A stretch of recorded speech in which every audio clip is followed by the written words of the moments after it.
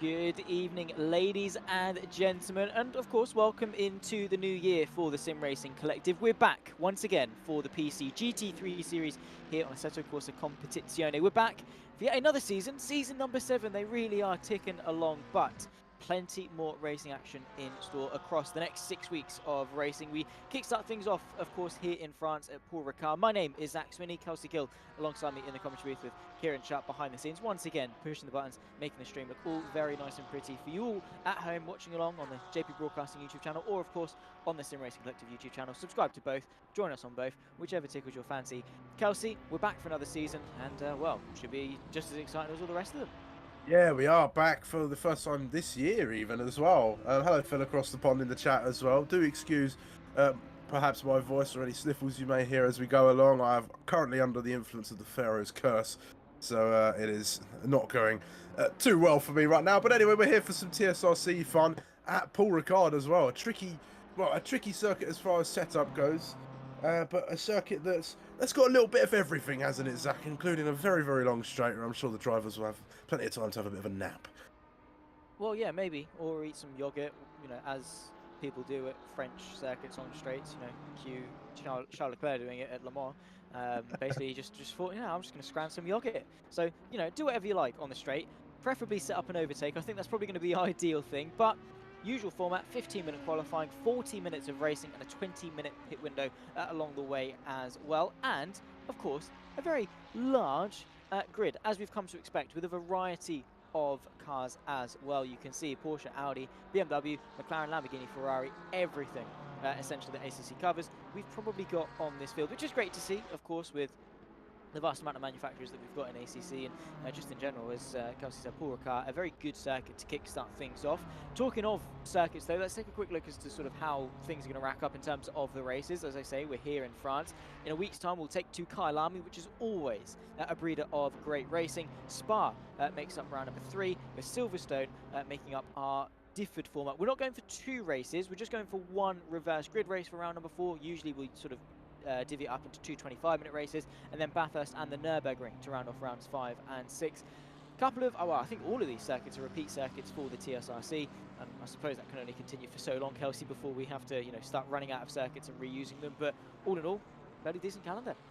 Yeah, it is a very decent calendar to go through. I mean, Kyalami is always an exciting track to go to.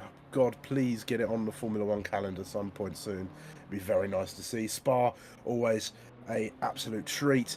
Then, of course, Silverstone and Bathurst and the Nürburgring to finish off the season. It should be a fun one, I think. There's plenty of racing to be had. Plenty of new faces as well out there. You might notice a few names. You might notice also that nobody's classed up yet either. We're giving it the first round to see where all the drivers fall, especially all of the new people, and then they're going to be split into their pros and AMs as they normally are. So that is why all of the numbers there on the left-hand side are the colour red at the very moment. But yes, plenty of new faces out there. I'm looking at Gramowski, Glanowski, though it's not going to get confusing.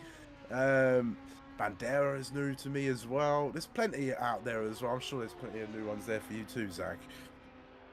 Yeah, plenty of new people, of course, to indulge in as the season progresses, and also, as we say, the returning faces, so familiarity and a step into the unknown. We'll continue this step into the unknown in just a second, ladies and gentlemen. We're experiencing some very minor technical difficulties. Myself and Kelsey will be back in just a moment.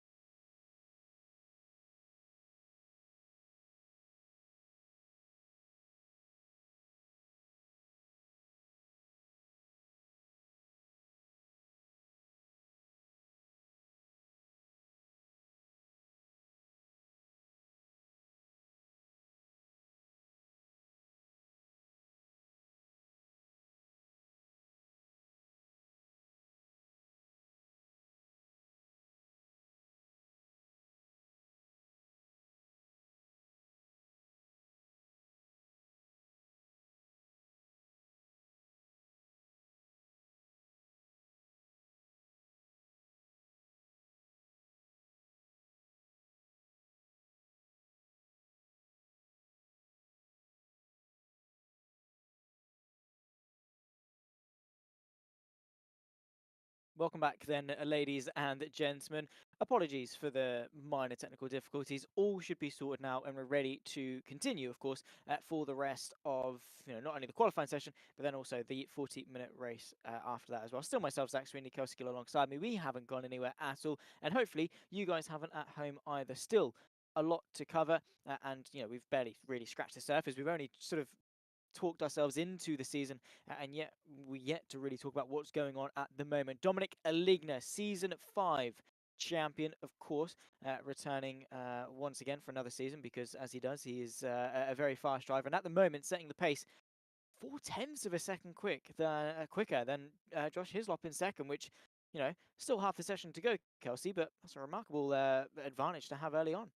Yeah, certainly. So, I mean, Dominic Ligner's no slouch there out on the circuit as well. I'm currently just compiling a list actually of the manufacturers out on the track. I will get that list to you as soon as it is finished.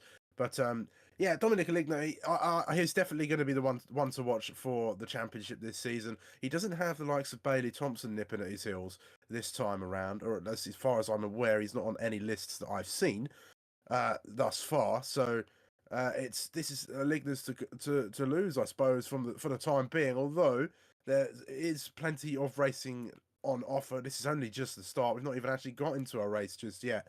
But there's certainly going to be plenty of time for somebody to perhaps come and challenge with Hislop there, putting in a decent time, getting a little bit closer.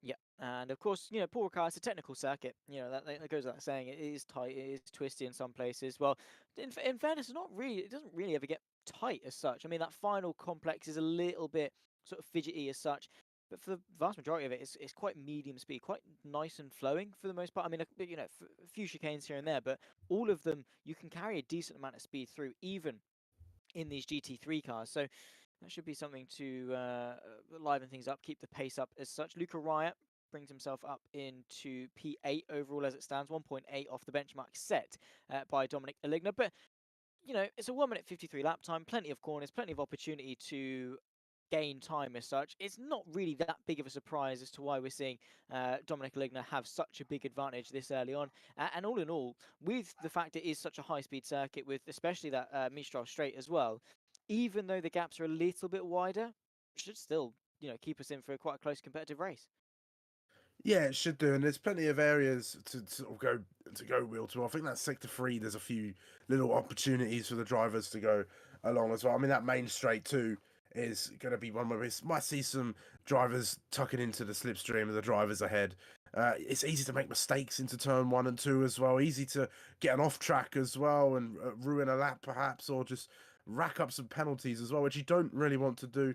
And a short pit lane around here as well, so it's going to be interesting as far as strategy goes as well when we get into those mandatory pit stops.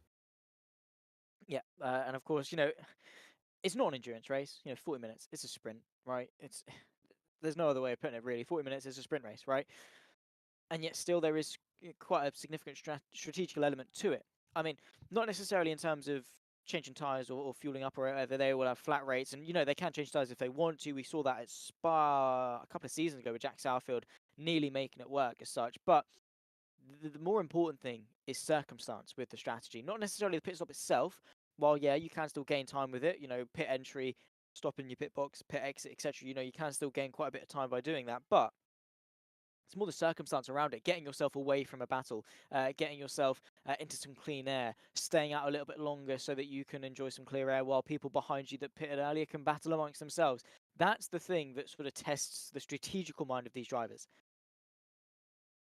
Yeah, certainly so, and it's gonna be interesting around this circuit. I mean, last time we were here, we were doing it. It was it was the practice race, or the not practice race, was it? It was the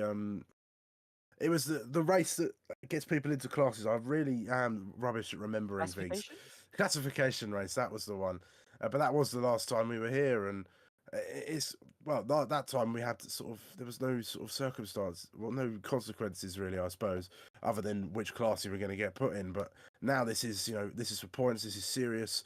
This one as we go through, and looking at the timing sheet, Zach, it looks like Damian Konchik has gone that little bit quicker than Dominic Aligna by 0.04 of a second. Yeah, it's not a lot at all. And of course, Konchik, taking that fight to Aligna looks very, very promising for the road ahead. Well, that Ferrari 296, of course, looking quick as ever. Jakub Gromovski in the Sky Tempesta Racing McLaren moves his way up into 11th place of the pole, getting himself closer to the fringes of the top 10. In fairness, I mean, spoke about a little bit about sort of the gap in lap times as such, but when you look between each position, there's only sort of half a tenth of a second between each one, sort of at max, which is amazing to see. Here is Jeremy Urison for the Raptor Virtual Racing BMW, just a complete black car essentially. Looks mean as ever though, that big bulky BMW M4, and then of course cover in the matte black finish that it's got essentially. Looks quite mean. Perhaps compensating for something, perhaps with that spoiler on the back. Wow. But The I have number as well. I mean, yeah, perhaps. it's Who knows? remarkable we've been asked back for 7 seasons. It is, isn't it? I I don't mean, know how. I'm surprised that a certain someone hasn't piped up in the chat yet and joined in on the banter on that comment Oh, at the what very Pike? least. Yes, Pike and The and his little friend. The Pokes, the Pike. Is it like moose, where the plural is just pike? The pike? I don't know. What do they want their plural to be as? It's unfortunate there is a plural of them, but what would they want it as? I don't know. Well, I mean, there's Pikes, or you can go with the other one, which I won't say. Well, no. Well, yeah, we definitely wouldn't be asked back for season 8 if we went for that. Anyway, more appropriate stuff in terms of the broadcast standard here. Of course, the very professional stance that myself and Kelsey have. You're used to us. You've got to be. If you are new, of course, welcome to the TSRC. We are professional some of the time, and we will have some fantastic racing in store for you here for Paul Ricard. 1 minute 25 left on the clock for qualifying. Damien Konchik leads the way ahead of Dominic Aligna into the final stages. Of course, if they cross the line before that time at tick 0, they will get an extra lap. So that's the leniency of ACC as such. You do have sort of slightly less pressure on your shoulders in the sense that you can finish your lap if you started before the time at tick 0.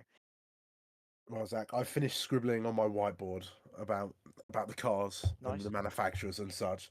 And I guess I'll throw you a question to change it up a little bit. What car do you think is the most numerous out there this season? See, usually I go for the Ferrari. Looking at the top 22, I see a lot of arrows, so I'm gonna go with the good old Macca.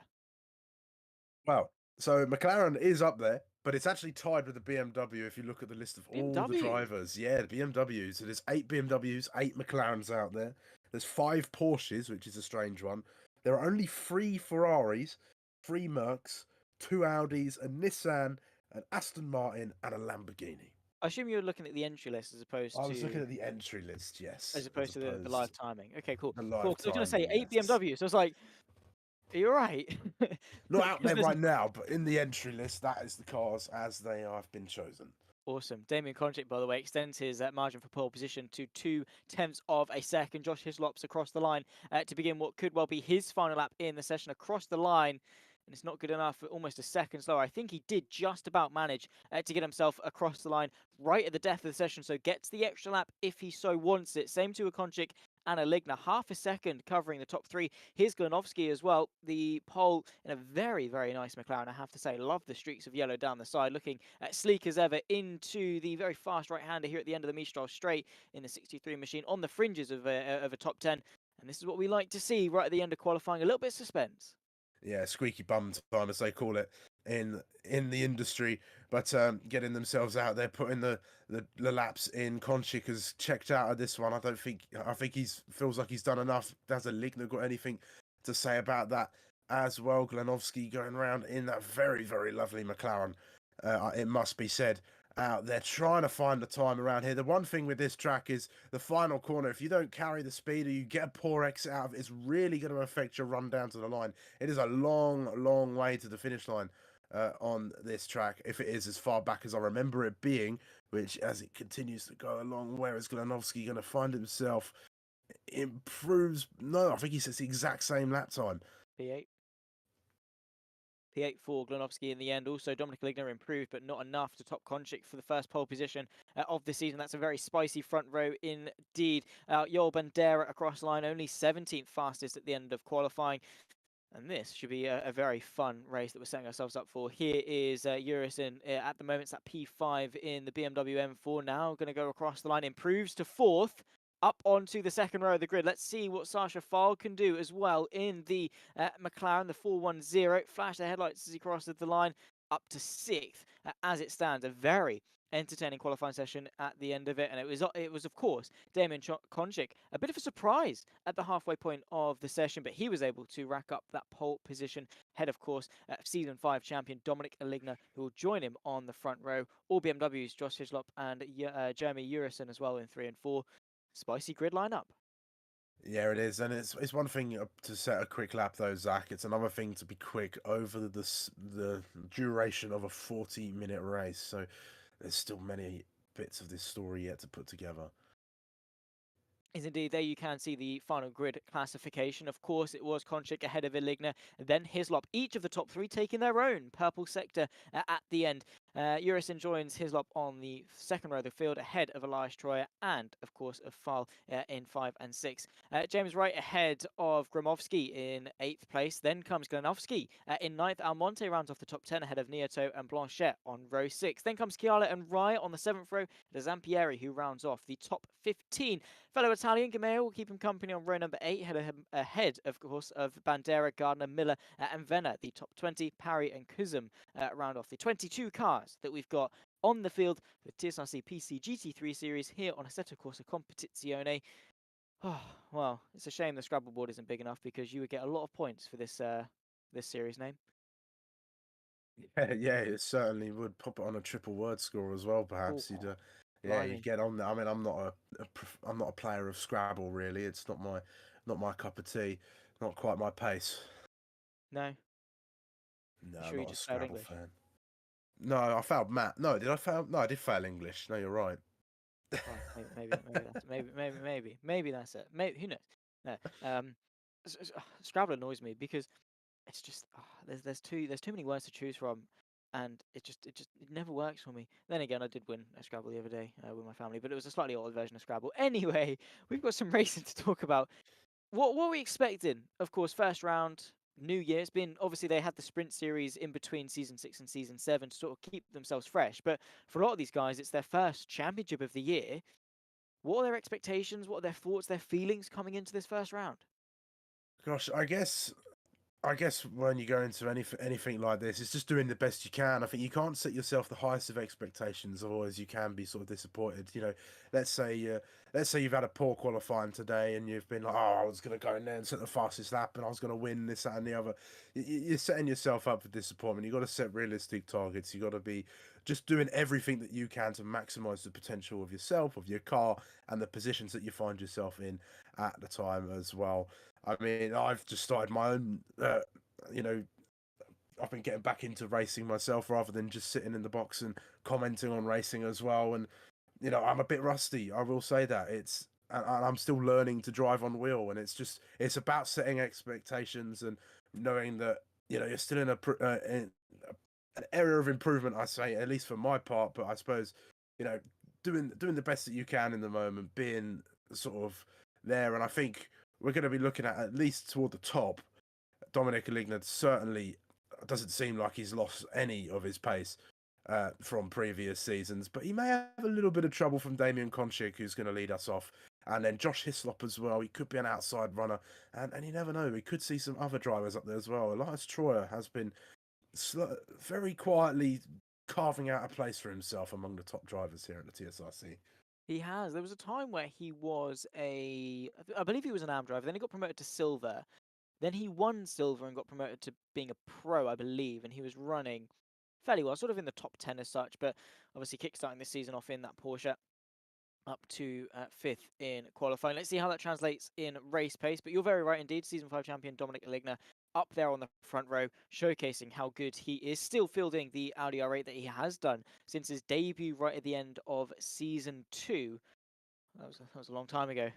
Wet race at Spa was the final round. He joined us, and I believe he did win that race as well, which then set him up to, of course, take the fight to Sir Smokey over the course of the next 2 seasons before winning it himself this season after.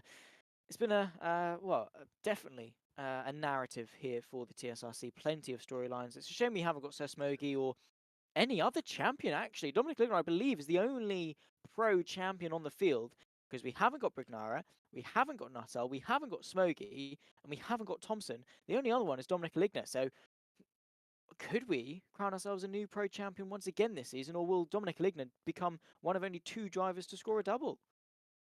We certainly could crown a new champion, but I don't know. I don't go into the. I never count out the guy, the previous champion. I never count out Dominic Ligner either. He's pulled off some amazing races, some very dominant performances as well. It looks like Andrew Pike has finally emerged from whatever cave he was hiding in to join us in the chat as well. I'm astounded. Streamed on 2 different channels, yet there's only 3 chatters so far, including Zach there in in the chat for the JP broadcasting. So we appreciate you, Phil, of course, and Andrew. Come on, you up your game, my friend. And anyone else, come say hello. We don't bite. Oh well, yeah. Speak for yourself. No, Jay. It's fine. Basically, Andrew Pike usually eggs people on. He likes getting some engagement out on track, especially when he gets his brother, I think, to get involved in it as well. There's always mischief around the corner, and hopefully these guys are not going to be spelling some mischief around the corner because they've got, of course, their penultimate corner, the final corner, and then to start 40 minutes of racing action. Kelsey, who's coming out on top? Oh gosh, I'm gonna go over Ligner. It's the old, going with the with what you know, I suppose. But we'll see. Ligner's my bet though. Right. Well, I mean, I would say Ligner. Konchik is too much of a sort of a cop out because he's on pole position. He is an unknown though, so that could be something to keep our eye on for. Of course, win, says Sonny Riddler. Well, maybe so. Who knows what Hislop's race pace is? Who knows what these cars are? Of course, New Balance performance and everything set up ahead of a new season of the Sim Racing Collector PC GT3 Series. Is Konchik the newcomer, a champion in the form of Dominic Ligner, joining him on the front row. 40 minutes of racing action about to get ourselves underway here in Paul Ricard Season 7. He's underway, the green flag is waved, and a good start from pole position, but immediately pulling himself alongside is the German of Dominic Ligner. It's the outside for turn number 1. Absolute carnage in the background as well. You can see the Audi R8 actually pulls himself alongside. Now has he got the agility to send the move for the lead? He has, and the 716 machine, the Season 5 champion, takes the lead of the season opener here in France. Josh Hislop falling back to 4th place as Jurison moves his way up into 3rd after the first lap as well, into turns number 3 and 4 here for this chicane. Any movers in the background? We might see a couple getting a little bit argy-bargy. Here is Klinowski in behind the Mercedes of Almonte. All in all, though, a fairly clean start to the season. Yeah, fairly clean start, and a statement of intent from Ligner as well. He didn't mess around on the start. He got himself right alongside Konchik's Ferrari, and he sent it right around the outside with no holds barred either. And he made that driving that Audi look very, very easy compared to that Ferrari. Yeah, he did. He just danced around him. Cold times, of course, for the pair of them, but I think Ligner has that confidence. Konchik maybe a little bit shaky off the start. Here's the move potentially from Gromowski, going to look to go to the inside of right. It's the left-hand side, of course, and of course there's no chicanes. They're actually going to be to the outside of this very fast right-hander at the end of the Mistral straight. McLaren on McLaren action and takes the inside, does, of course, foul, and then, of course, James Wright just ahead of him. There is our race leader, though, Damien Konchik, getting himself back ahead of the Audi R8. Meanwhile, Hislop and Jurison decide the final place on the podium. I think for now it is going to be the 23 machine that sees himself ahead. Well, it is, at least for now. I think Jurison, in fact, actually moved his way back ahead in that 69 machine. Back comes Hislop, though, to the inside of turn 12. There you can see the 69 darting his way back to the inside. Elias Troy sat idle in the background as well, eager for an opportunity to move his way onto the podium. Yeah, a little wall of BMW, but here comes the Porsche. A little bit of contact as they come into the final corner. The pink Porsche of Troy maybe trying to go underneath this BMW just ahead of him. Not quite, but he's going to tuck himself in as they head down the straight for the second time. And he's going to look to the inside. That Porsche's got some great straight line speed underneath it as well. Can he hold out onto the inside of turn number 1? Let's see with the BMW leaving the space. He won't, and that's almost sideways goes the Porsche. Lucky that was not a bigger incident. Yeah, could well have been.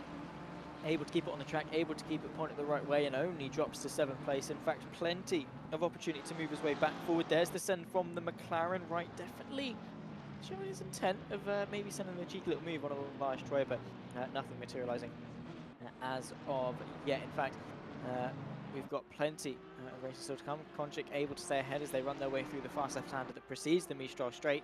Dominic Lignolo in that slipstream. Let's see what the Audi Ray has got. Of course, very good on acceleration as we saw off the race start. Very good at top-end speed as we saw, of course, again, going into that run into turn number 1. Let's see if it's got the legs to get the lead back. Here's Elias Troyer immediately starting a fight back to the the outside, of course, of Gromovski as they run towards the quick flick to the right. More of a corner, of course, in these GT machineries as it would be in higher downforce cars, but still taken at much high speed. And there's the send, the 63 machine. Wow!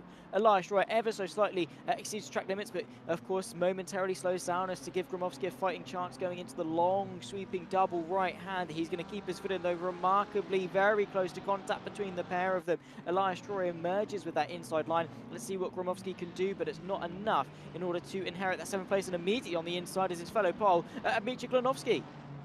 Yeah, this is some great racing between here. I did say Sector 3 would introduce some great side-by-side action as they go along. And it's a McLaren going to hold on around, looks to the outside of the final corner, tries to outbrake his fellow pole, doesn't manage it. He's got to be careful of Blanchette and Almonte just behind as well. They'll sniff for an opportunity up the inside if it is presented to them.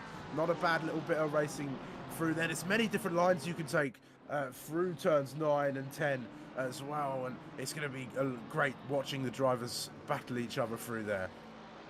Definitely agree. Andrea Almonte now spotting himself up into the top 10 and immediately looking to go for a little bit more. Ryan Blanchette in that Ferrari defends 9th place into turns number 3 and 4. No way through for the Mercedes AMG GT3. Of course, newly released as a GT2 on ACC. Luca Riot sends the move to the inside of the BMW. That's, of course, of Malcolm Gardner. But that outside line through that tricky right-hander is very difficult to get done because that shorter line just gives you better acceleration. But the up and under here for the Italian could well see him maybe get himself back ahead. Of course, that Mercedes, I believe, a V8 powering it at the front. And, of course, using that raw grunt to pull himself alongside the BMW. And let's see if he gets the move done by the time they reach the right-hander. Yeah, we've seen plenty of great racing from Mercedes here in TSRC, and powering past Grimeo is Luca Raya there for the NERT as they go through. There's a Ferrari trying to find their way through as well. I think that might be, is that Kyala as well getting involved in the action, I think, as they go behind. Yes, there's Mav Gardner's the BMW too. There's a lovely little gaggle of cars, as there always is in TSRC, and very deep goes Luca Ryan now, invites Mav Gardner right back up the inside, and he takes the position as they go through turn 9 once more, and the BMW back ahead. Nicely done, and still 34 minutes of racing action.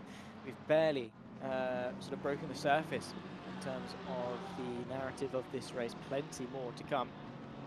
Bonchik and Eligna still only separated by about 0.3 of a second, but I think it's strategical. I think both of them have got this consensus that the less they fight, the less they're going to have to fight later on in the race when it's only them two to fight for the race lead. You can see already 2.5 seconds clear of Hislops, who himself is a clear 2.7 seconds of Urison. So as a pair, yes, they could very easily probably start battling for P1. Doesn't really gain them anything. But while working together, maybe a bit of bump drafting, using each other's slipstream, they've been able to build a fairly sizable gap back to the rest of the pack, and that should make life easier a little bit later on in the race.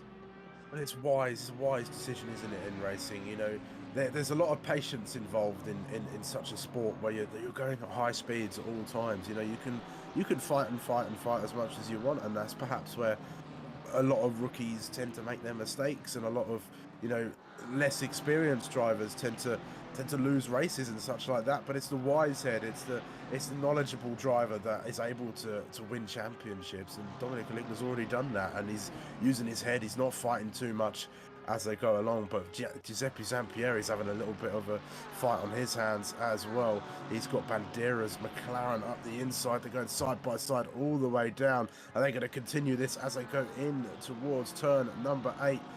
As they end the Mistral straight, not quite. Zampieri holds off the McLaren for the time being, but then maybe another opportunity. potentially so. I mean, there's still 32 minutes of opportunity. As long as you stay close, as long as you sort of get your head down, don't lose too much composure at the fact you've lost track position, you can still fight your way forwards. Don't give up, essentially, until you've crossed the checkered flag, because that's the only time that things are going to be finalised. Mav Gardner fighting, of course, in this fight between Guimau and the Mercedes of Luca Ride. The Auto 5, though, having to go defensive through the penultimate corner. The 33 then has the inside for the quick dart on the brakes, pinches at the apex. Mav Gardner keeps his foot in nicely around the outside. It's all about acceleration here, though, and he's going to have to use the slipstream of Guimau if he wants to keep that 14th place. Yeah, certainly, and this is a lovely little fight here as well. The Italian contingent continuing to dominate at least the mid-pack of the TSRC, and I must say, I'm not sure I'm a huge fan of Luca Rai's livery out there. I'm going to put it out there. I'm a big connoisseur of liveries. I'm not going to say too much, but I don't know. I just don't like the way the green and the red are on that Mercedes there. Yeah, just careful, obviously. You literally just touched on how many Italians there are. You don't want to offend too many of them. they'll be after you with pitchforks made of spaghetti, I'm sure. I don't know Meanwhile, how Italian riots work. Here we go, though. Good little fight for, what is this, 4th? Yes, 4th place. Yes. The 69 car leading the way from, that's Pole and Troyer as well there. But I was going to say, Troyer's livery reminds me of the, was it the 2020 Racing Point car? That's very nice. It's down the inside.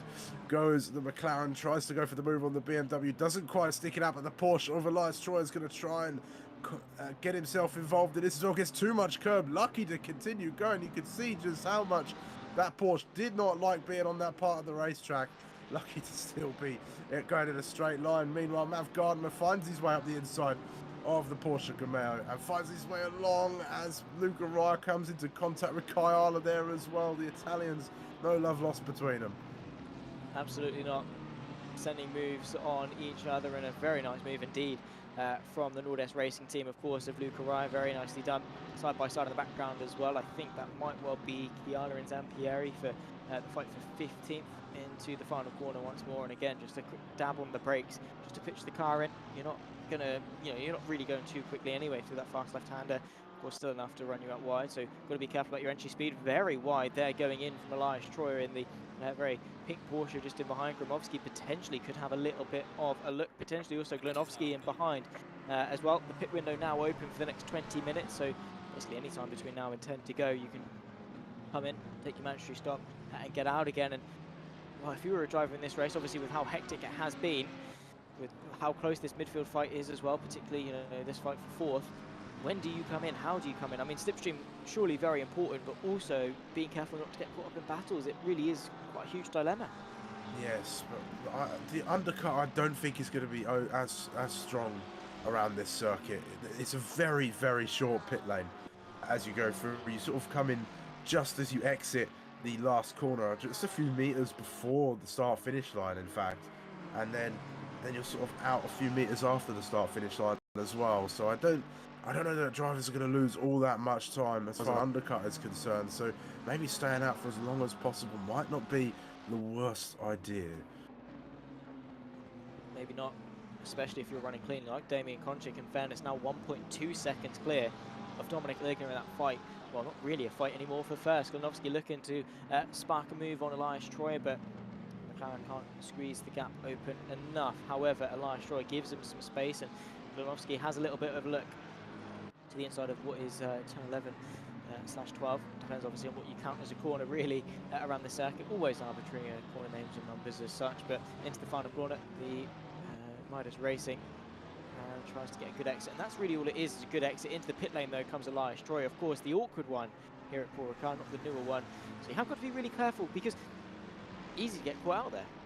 Yeah, it is easy to get caught out, lock a brake, perhaps unsettle the car a little bit, maybe pop it into the barrier too, or even just go a little bit too fast, exceed the speeding limit in the pit lane as well. But I was just looking, Zach, over the last 12 minutes of racing that we have had, the purple lap, the fastest lap on the race, has belonged to none other than Damien Konchik, who we watch along here, as he's been setting purple lap after purple lap on there. I'm not surprised he's been able to pull away from a Ligner as well. Maybe a Ligner maybe he's playing his own little game. Maybe he wants to clear up some air for himself a little bit, or maybe it is just pure pace from Konchik. But it looks like Eligner's got a fight on his hands.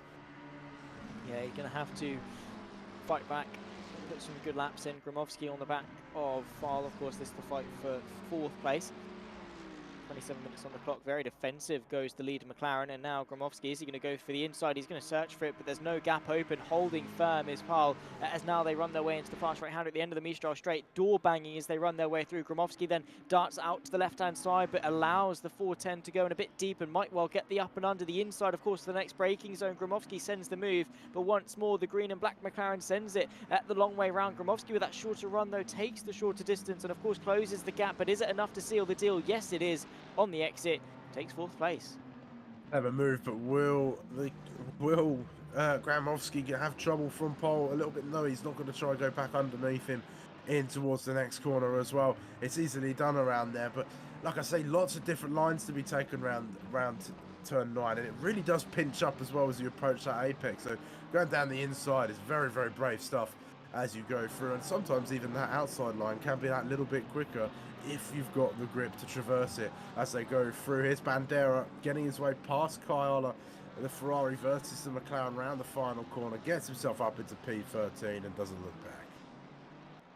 Yeah, exactly. That's the important thing. Get a move done and don't look back. Continue your stance forward, continue your stride throughout the race. That gap between Konchik and Eligner continuing to grow. Scary, in fact, this pace that we're seeing from Damien Konchik. Of course, it was quite close for a good portion of this race. And then in the last sort of 5 minutes or so, Konchik has just gone, yeah, right, in a bit, and just put his foot down. Whether a mistake from Eligner, raw pace from Damien Konchik coming into play. Also see a stop-go 30 for Parry, you can see in P20. And already we're getting some speed limit penalties for the pit lane. Well, it's round 1, I suppose we can forgive him. Yeah, certainly. So if you're going to get it, at least get it early on, or just don't get it at all, I suppose. Here is Andrea Almonte trying to go for the move on Ryan Blanchett, just ahead of them as well. Goes side by side the Mercedes, but can't really draw alongside the Ferrari just ahead. Looks again in towards turn number 8 as they go through very high speed right hand corner. Still no way through for the Mercedes. It's all over the back of the bumper of that McLaren as they go through. How about Glanovsky as they are coming through? As there's still this little battle going on for P4 there as well. Shuffled hands a few times, has the lead position here, but I think there's definitely still a bit more life in this one as Glanovsky is closing in on pole. He is, bit by bit. Of course, the pair of them sharing a so far very enthralling battle, and hopefully still to come going into the second half of the race, which we will enter, of course, in about 4 minutes' time. And we enter ourselves into the final 20-minute showdown of round number 1, of course, of the TSRC. Still plenty of season to go. Don't stress. I mean, in fairness, it is short and sweet. However, there is Maurice Kuzum for the McLaren Racing machine. It was a very nice livery in the fact of the official McLaren Racing. Let's take a look as to how it happened. I think fairly easy. Too much speed in. The rear just didn't want to have it. Yeah, a little bit of oversteer there. Really didn't have the grip to keep that rear end in check, and it just stepped out on him. Wanted to be in front by the end of it, but that's just not how this works. You've got to be going forwards, not backwards, in one of these lovely, lovely cars that we are having go around this circuit for you all. So he'll dust himself off, go back at it again, and see if he can claw something back from this. And Eligner will be thinking if he can claw anything back at the moment. That gap's still continuing to get its way bigger and bigger. 1.9 seconds now as well. The top 3 all in a little world of their own, and then you've got Gromowski, Pog and Glanovsky all fighting as they go through, as Paul once again trying to find a way through. Passes the McLaren as well. All 3 of them are McLarens, but passes the number 9 machine as they're all still battling. Yeah, it's quite enthralling, to be fair. A little bit of a slide, though, from Sasha Fal as they run their way through. Gromowski going to look then to go to the inside. Bit of a tap to the right-hand side. Of course, that's Glamovsky, I should say. Gromowski now just behind. That's not going to get confusing over the course of this entire season, but both of them running really well. All 3 of them running really well, keeping us very much captivated in such prowess in terms of a season-opening battle here at Paul Ricard. Gromowski, though, ahead and trying to chase after File as best he can. The 4-1-0 doing a remarkable job, it must be said, of defending, but they are allowing Blanchette and Almonte to reel themselves back into contention. Yeah, they certainly are. They keep fighting like this, they're gonna invite a lot more people into the battle, and then it's gonna get even more confusing as well. And Lights Troy was up in that little battle as well, perhaps. So this could bring him back into play. He has stopped early. He's currently P18. I'm not sure how well he's lapping for the time being, but if they keep fighting, they keep slowing each other up, he could come back into play. Yeah, that's again, you can't give up until the checker flag drops, because you never know what's going to happen in front of you. You know, disconnects, crashes, battles that can all reel you back into the mix. So don't give up until the race is over. 1.2 now is the gap for the lead. Of course, Dominic Ligner in the last couple of laps has been able to reel himself back in to Damien Konchik. Not enough to see it sub 1 second or anywhere near going for a move. In fact, it's actually gone back up to 1.5. Let's see how that changes after the pit stop window, of which we've still got 16 drivers to make their way into the pit lane to tick off their mandatory stop. Basically, that little green box next to their driver number, if they've got that, that means they've taken it. If they haven't, it's an orange one with a white little 1 in it. That means they've still got to come into the pits. That includes these 3 right here. Jakub Gromowski going to look to go to the outside of the fast right-hander. Once again, defensive goes Sasha Fall, but the up and under from the Sky Tempesta racing machine sees him have the inside, and it opens the door for the 53 behind as well. Inside line once again, as you can see, Gromowski able to take that position, and Fall forced to concede. Oh, and well, that's how you get it done. Yeah, that is how you get it done. You can see Paul just looking for another way back through, but no chance through there. Gromowski back into P4 as they continue to fight. Drive through for Dominic Ligner. Track limits. Track limits, it's bite back. It does, it gets you. It's only a short pit lane, but that is really going to ruin his first race of this season as he's going along, and he's still yet to serve his stop as well. Yeah. It's a double whammy, really. Let's hope he doesn't get a speeding pit lane on top of that, of course, for speeding penalty in the pit lane, I should say. On top of that, into the pit lane, of course, comes Sasha Fall, cutting his losses, I think, after losing that position. But for Ligner, that puts the ball back into Konchik's support. I mean, of course, I mean, for Konchik, it can still go wrong. I mean, there's still opportunities for other people to get those track limit warnings. Basically, you get 3, and then you get the penalty on the 4th. To the best of my knowledge, it might be 2, and then you get it on the 3rd. Either way, you don't really get much warning, and it's so easy to extend here at Paul Ricard because the whole circuit is tarmac, which invites you to just to cut. You don't get punished for going off circuit, apart from, of course, the easy track limit excursion that you do get. It's so easy for things to go wrong here. Yeah, there's a lot of corners that really just invite you to sweep out wide as well. It's just so easily done, as you say, and you know, you can only do it so many times before you get punished. And a Ligner there, that's a huge mistake. In comes Marcus Miller in the 16 machine, the lone Lamborghini that is out there at the moment, into the pits. But Konchik, he'll be happy about that one. He'll have nobody to really put the fly in the ointment for him unless he makes his own mistake in the next 20 minutes or so. Yeah, exactly. Konchik, all he's got to do is keep it nice and clean, don't speed into the pit lane as he ticks off his mandatory stop into the second half of this race, activates the pit limiter, all is good. Of course, Dominic Ligner, even with that drive-through, he's not going to give up. He's still going to do his best to maybe secure a top 10 or whatever, something at the end of the day. Of course, they do get their drop scores, but you don't really want to use your drop score for the first round of the season, surely. No, certainly not. You want to try and do the best you can, but I mean, at least he's got that drop score to try and fall back on at the very least, but it's still a long way to go. It's still 5 races to go in this season, so anything can really happen. And back out, so he served the drive-through first, and then he'll likely serve his mandatory stop as well. So it's going to be interesting to see where he comes out. We're waiting to see how the timing tower updates as we go along. I think, by the looks of things, he's come back out in P3.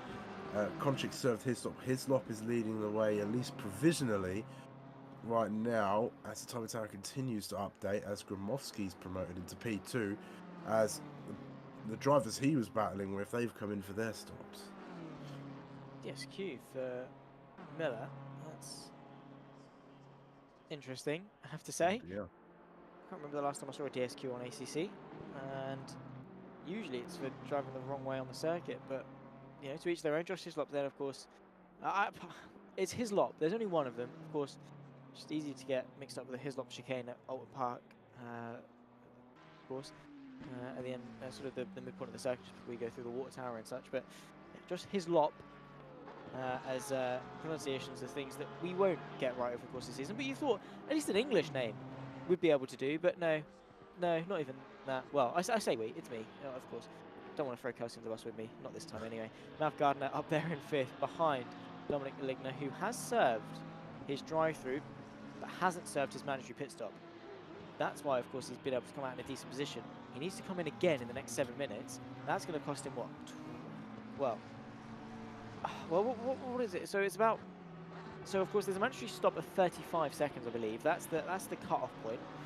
And of course, driving through the pit lane, you lose, you know, a good few seconds on top of that. So yeah, Dominic Ligner, unfortunately, not having a very fun time with things. Stays up for another lap though. Oh no, he doesn't. He comes in right at the death grip, chopping off the nose of Mav Gardner, which is the that's why that pit lane is so sketchy, right?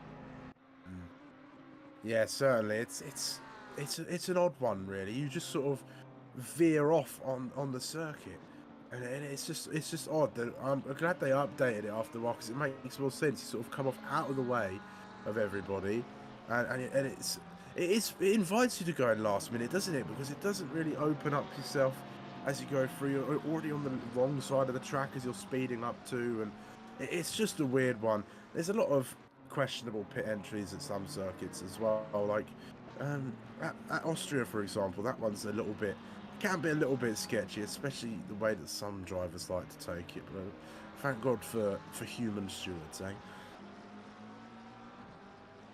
Well, I mean, you say that, but humans, they're sometimes a little bit special. I mean, sometimes, but you know, they're not as black and white as a program. Well, yeah, that is true. But then again, there are such things as flat earthers, which just let the whole human race down, in fairness. But in general, human stewards are good because obviously they can rectify the mistakes that, you know, sometimes the game makes, right? Sometimes it's like, come on, it's a bit harsh, mate. But also, the problem is with humans is that everything is subjective, right? Everyone has a different opinion. I argued with James and Craig Jones, of course, on Clear Cup broadcast for ages about right of way and this, that, and the other, and you know, rejoining the circuit you've been off and stuff like that. And even though it was you know, we all saw the same incident, we had vastly different opinions on it, which I suppose is both a good and a bad thing when it comes to stewarding panels. Yeah, it is. I don't know. I mean, it depends. I think if the stewards are all sort of got their heads screwed on, then it's an easier process as you go along. And even sometimes, you know, some incidents are just black and white. You can see a fault in it and say, look, this is wrong, and that's it. There's no more discussion about it. But there's some incidents, you know, you can't always rely on the game to get it exactly right. You know, what if you were forced off the circuit, perhaps, and you got a wrongful penalty, but you still have to serve that penalty, sadly. If it's something as serious as a stop-go 30, perhaps, for track limits. But you know, at the end of the day, there's not much you can do about it other than, you know, hope that you know, the stewards can remove that, or at least alter that. It is a difficult one, because being a steward. The thing is that once you've already served a penalty, you've influenced not only your race, but the race of others around you, right? It's why in the F1 game and things like that, you can't remove a 5-second penalty, you know, that you've served in the pit lane. Last try in the back of Gromowski, going to look to go for the send, but in the end doesn't have the space. But it's the thing is that you've served a 30-second time penalty. You know, that's done. You've also then served the time through pit lane. You've also then come out in traffic. You've also then maybe, not necessarily in the case of ACC as such, but you might have had a safety car that bunched you back up. Is it fair to then take off 30 seconds of your race time? No, it's not, because you've served it, you've had a consequence, you've influenced your race, you've influenced other people's around you. And that's why being a steward is the one job in sim racing I would absolutely not want to have. It's too much responsibility, and no one is ever happy. So you just can't win. Elias Troy, though, is going to be searching for a way to win that 4th place, and he's on the back of Gromowski in this battle with the McLaren. Of course, that Porsche using the flat 6 to pull alongside. He is going to be able to get the leg. Is it enough, though, by the time they reach the next braking zone? It's only a slight dab, getting so close to each other, door banging on their way in. Of course, both of them wanted to maximise their run going in. The McLaren wants to maximise, of course, the racing line, but Elias Troy wants to use the sweeping, bit of a twitch and a correction going in, and has to bail out with it in order to stay on the circuit, even then only just. And it was, of course, Gromowski that was able to stay ahead. Got a little bit tetchy there. Elias Troy has really run right to the very limits of the circuit by Gromowski just there. And I did say while they were battling, it would invite Elias Troy to put in that time and get that undercut in. And he's managed to do it as well. I said an undercut would be harder at Paul Ricard, but when you come out in clear air, like Elias Troy did, he was just able to put in the laps, put in the work, unhindered, of course. Whereas these, as you know, the likes of Gromowski, Glanowski and Paul were all fighting along, and that's invited Elias Troy back in for a go at P4. Yeah, and again, Elias Troy, brilliant driver, of course, qualified P5, and at the moment, it's P5. Not bad going, it must be said. Let's see, of course, if there is any more to come in. And, well, we see Sasha File on the back of Glanowski. This battle continues, still for 6th, and not a million miles away from Gromowski and Troyer, so maybe we could well have a 4-way fight for 4th. The podium seems fairly settled, though. Konchik 11.5 seconds clear of Hislop, who himself is 7.5 seconds clear of Urison. Sasha Fall, though, going to go for the inside. Very tempting move to go for. It has ended up with him taking the inside and having the advantage. Glanowski gives him the space. Bit of a twitch on the exit as the 720S. Both of them tried to plant their foot down to the floor. Sasha Fall tucking back in. Might well have a better exit, and now it's a drag race towards the next right. Yeah, down the Mistral Straight they go, and tucking in his pole. It could be a move on their equal machinery between the two. Meanwhile, Elias Troy going again, really forced off the circuit. What is that? What sort of racing is this? Oh my word! Okay. Ooh. If I was Elias Troy right now, I would be a very, very unhappy man. Yeah. That is not on. I don't have the full picture, but that is not on. I'm just going to take a look back, obviously, on the replay of the stream, because it's tough. Of course, we're only to one angle of it, but Elias Troy into the pit lane, Glanowski cutting his way across the circuit. So you would be annoyed, wouldn't you? There's no two ways about it. It is frustrating, incredibly frustrating for things to go so wrong, especially so late on in the race. Not what you want to see by any stretch of the imagination. And did Elias Troy put himself there? Was he forced there? It's the question, because obviously we didn't see the whole picture, did we? Elias Troy might have opted to go all the way to the right. And if that was the case, then I am completely on the side of Gromowski, in the sense that he was right to stay on the right. Like, it's the case, if you go off the circuit, it's your responsibility to come back onto the circuit safely. It's not the other person's problem to let you back on. Obviously, if they want to be nice, then yeah, they might give you a little bit of space. But they are perfectly within their right to just say, no, you slow down, you stop, you wait, you get back onto the circuit safely. So of course we don't know whether or not that Gromowski pushed Troy off, or if Troy decided to just drive off and use the space like Kimi Räikkönen did, what was it, 2019, I think? Here at the French Grand Prix, to get past Ricciardo, and fair play to him. I mean, respect, the track was there, you've got to use it, but at the end of the day, if you aren't given the space by the driver on the inside to come back on, then that's your own fault. So, don't know, obviously don't want to play sides too much in case we are wrong, because it is two extremes. Either one's very right and one's very wrong, or the other one's very right and the other's very wrong. Either way, there's still a race to go on. Pit window is closed, 8 minutes 48 seconds left to go. Your Bandera on the back of Zampieri. The McLaren pulls out to the left, and let's see what he can do. Yeah, trying to go round the outside of turn number 8, fast right-hand corner. We've seen plenty of action here already. Can the McLaren nimbly find their way past that BMW? Really tucks his way onto the inside, manages to almost hold on, but the McLaren just got that too much speed going through the corner there for the BMW to even consider holding on to that position, and it's already out of his hands. as Bandera gets himself up into P12. But yeah, we can't comment too much more on that incident along there. That'll be for the stewards who, oh, they're going to have a bit of a field day with that one. Yeah, I think so. So good luck, stewards. Have fun. I'm glad I'm not you. I just get to talk about it live on broadcast and hope that I make some sense and don't completely embarrass myself. And well, I think we do that week in, week out. We don't fail to embarrass ourselves, which is always a good thing. Because, you know, why not? Why wouldn't we want to have just a little bit of fun? Misha Glinovsky, Dominic Ligner. In fairness, oh goodness me, Kieran Sharp saying stewards in the you know, in the sense of, you know, wow. All right. Anyway, Dominic Ligner sending the move to the inside of Glinovsky. This is the fight for 6th. Have to say, despite the drive through, if Ligner can bag a 6th place, it's not bad going.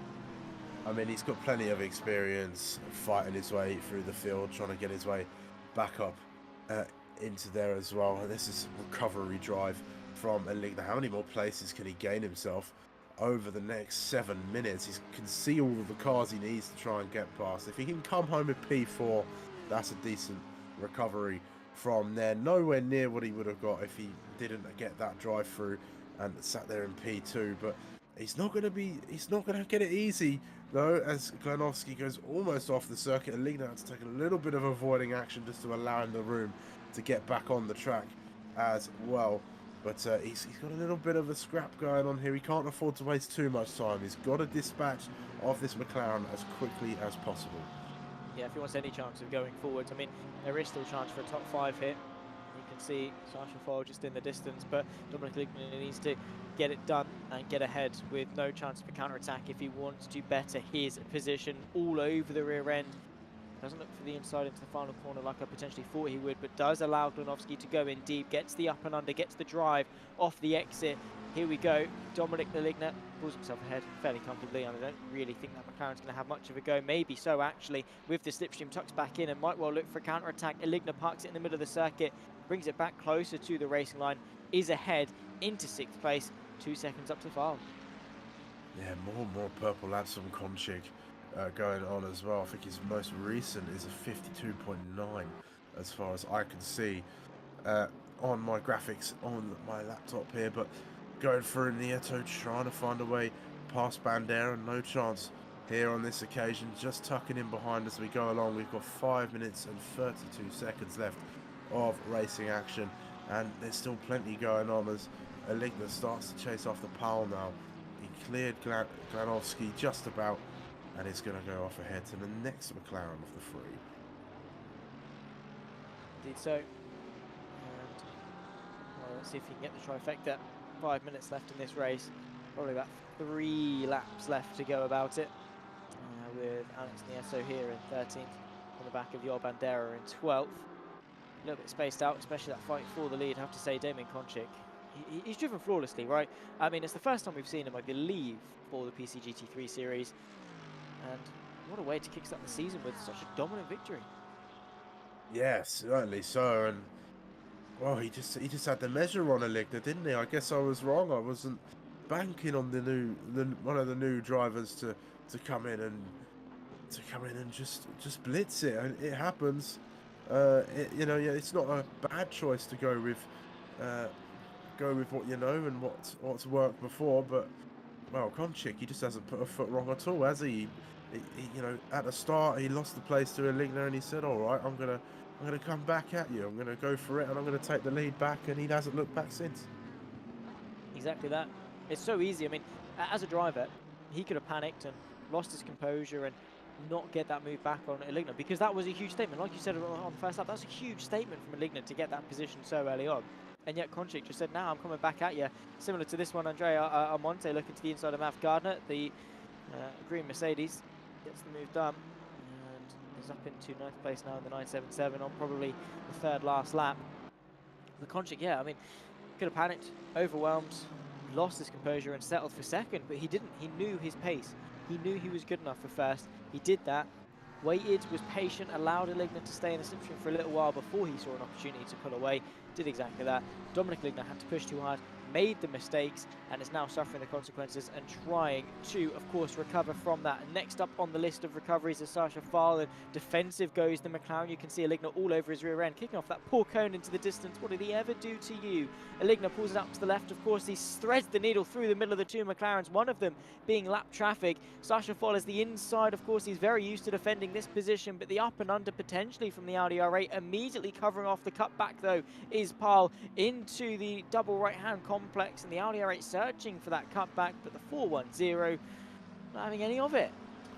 No, making that McLaren as wide as possible. That's clever defending from Sasha Paul there.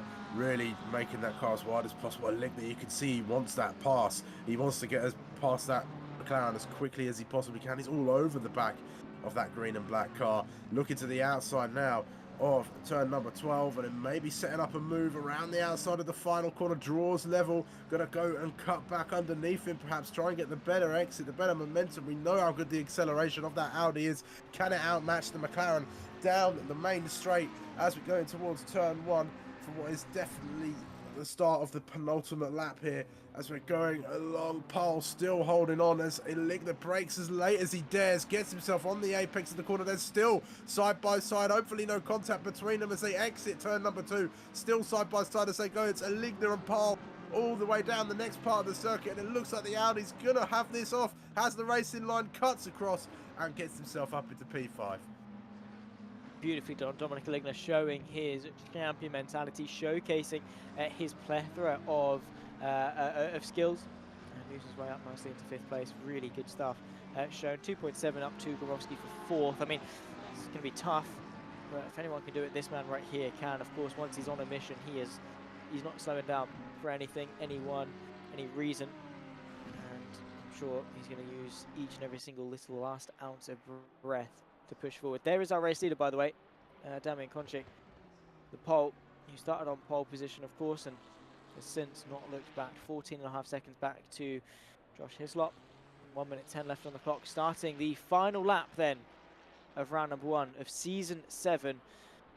Well, we just can't fault it. I know we touched on it a couple of minutes ago already, but he's just driven so well, almost reminiscent sort of a champion. It'll be so interesting to see how he progresses, how it shifts over the course of the rest of the season. There is still a long way to go. We can't read too much into just one round, but the potential is there for Konchik.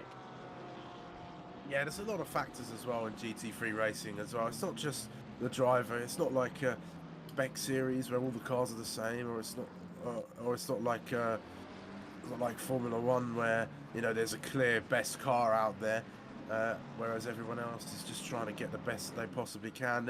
The cars are all different. They've all got their own quirks. They're all good at certain things, whereas others might not be as good or bad at other places. And so, you know, a circuit like Paul Ricard, which is a fairly high-speed track through most of it, and there's a lot of twisty elements there as well in sectors 3 and 1, 2. You know, it suits a car like the Ferrari because it's a fairly well-rounded car, and normally the popular pick out there on the circuit too. And Konchik has really driven the most out of that car as he comes round, finishing off his final lap of this race. And you know, we could go to the circuit next week and find you know, at Kyle Army that the Ferrari may not have the same sort of pace as Aligna's Audi, but we just don't know yet. Almost loses it coming through that turn number 10. I think he had to wake himself up a little bit more than anything. Just give himself a little bit of a fright so he can end the race in style. Damian Konchik came into this season, of course, as a bit of an unknown. Went up against a champion, took pole position, lost the lead, got it back, dominated ever since. Round number 1 of season 7 of the Sim Racing Collective PC GT3 Series goes the way of the pole. Konchik on top, and here comes Josh Hislop as well to complete another step on the podium in P2. Jurison will come home a few seconds later as well to bring it home for P3. There you can see the 69 machine. Just a couple more corners left to go. Dominic Aligna in the end did actually manage to get his way ahead of Gromowski. That's the fight for 4th, just in behind. I think momentarily the McLaren had a bit of a fight back. Let's see who's going to be the one to cross the line first between them. We ride on board with Jeremy Jurison as well as he crosses the line to complete the podium. It's close, but only 5th place for Eligna in the end after all the adversities that he's faced in this race. Not a bad result in the end at all. Almonte versus Gardner across the line. This is the fight for 9th. This is one that's raged on for the last 40 minutes. All in all, not bad going. No, not a bad one. Eligna will be disappointed to miss out on 4th, but I think overall he'll be fairly happy that he got back up to at least the top 5, because that means it will sting a little bit less if this happens to be not his drop round, or if it happens to be his drop round, then so be it. But we'll see. I mean, Konchik could very easily make some mistakes during the rest of the season. We've got 5 more rounds of this to go, folks. So, you know, anything can happen. That is the key with motorsport. Anything can happen at any time. Yeah, right. And you know, the easy thing is that you know, it is easy to get complacent, right? Things can so easily go wrong with so many different people. Also, have just realised, by the way, Dominic Eligna ran season 4 of the TSRC, not season 5. That, of course, went to Jamie Nuttall, and then last season was Bailey Thompson. That was season 6. So Eligna was the season before that. Damien Konchik, anyway, wins round number 1 of season 7, the one that we're on now, which is remarkable how much progress that we've made for the TSRC. Josh Lobson, Jeremy Urison join him on the podium, ahead, of course, of Gromowski and Eligna, the top 5. Sasha Fall, a very hard-fought race for him in 6th. Glanovsky and Blanchette 7th and 8th. Then comes Almonte and Gardner in P9 and 10. Luca Raya, Bandera, Nieto, Zampieri and Gameo, the top 15. Hideki Wright, Venner, Kuzum and Parry, the top 20. And then, of course, a couple of stragglers at the bottom in the form of Elias Troyer and Miller. Of course, Troyer, understandable as to why he didn't make it to the checker flag in the end. A huge incident between himself and I believe it was Gromowski a little bit earlier on in the race. But all in all, not bad going for a first round. No, certainly not bad going at all. And Konchik has certainly come into season 7, this first season of the TSRC GT3 Series this year, and thrown down the gauntlet to the old guard of Dominic Eligna. Yeah, it should be a fight between them. Of course, the up-and-comer in the form of Konchik and the already proven veteran in the form of Dominic Eligna. Maybe there are more challenges to be had. Maybe there are more people in contention. Ladies and gentlemen, if that was your first time watching the Sim Racing Collective, buckle up and get ready for season number 7. If you're returning, do the same thing. You know what the action is going to be like. We've still got 5 more rounds of racing to come over the course of the next 5 weeks. Next up, we take to South Africa, we take to Kyalami, the birthplace of it all the way back in season 1 when we took for an hour and 40-minute race around the very fast circuit of Kyalami. My name has been Zach Sweeney, Kelsey Gill alongside me in the commentary booth. Kieran Sharp been pushing the buttons behind the scenes. You've been watching either on the JP Broadcasting YouTube channel or, of course, on the Sim Racing Collective. Either way, give it a like. Give it, of course, the channel a subscribe as well if you've been enjoying what you're watching. And make sure to tune back in with us, of course, in a week's time when we head to Kyalami. February 1st, 8 p.m. for those in the UK. And, of course, translate that to wherever you are around the world because it's not going to be something you want to miss. Unfortunately, we're going to have to end it at some point. In the meantime, we'll see you then. Goodbye for now.